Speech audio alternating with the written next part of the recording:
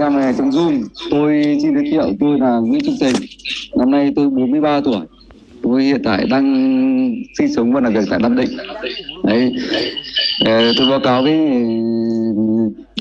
tổng Zoom là tôi này, trong công việc chính của tôi là công an tỉnh Nam Định.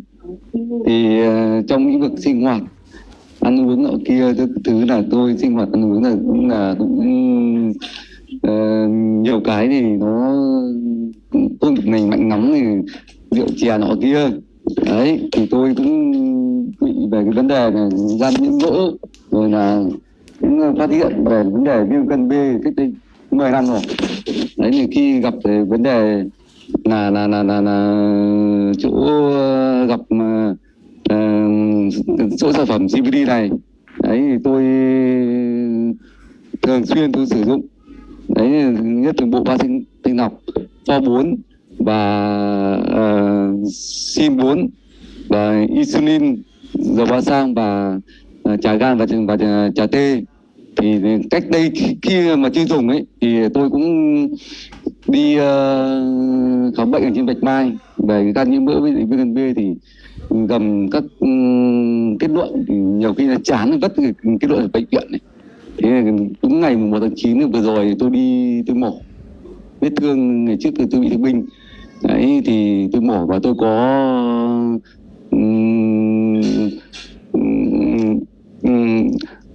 định lượng virus của viêm gan B thì có con kết quả là định lượng là dưới ngưỡng phát hiện.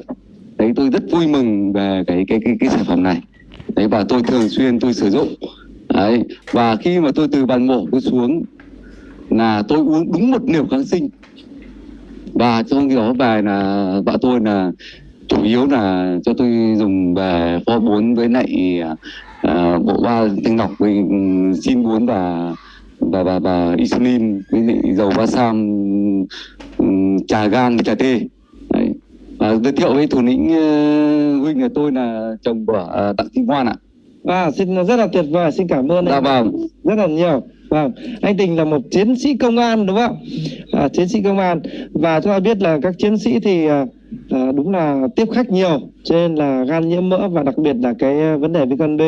Khi chúng ta dùng sản phẩm về Siri thì cái môi trường trong gan ấy nó sẽ làm sao không cho con virus gan sống được trong môi trường này nữa. Đấy, nếu mà những ai mà là người gọi là mang trùng đúng không ạ, nhưng nó không phát ra ấy, tức là người lành mang trùng, thì chúng ta dùng sản phẩm nó cũng có kết quả giống như anh Trung Tình vừa rồi. Tức là khi mà cái men gan hoặc là cái môi trường nó tăng lên đúng không, cái kết luận nó tăng lên, và chúng ta dùng sản phẩm CB chúng ta thấy là nó sẽ giảm rõ rệt ngay.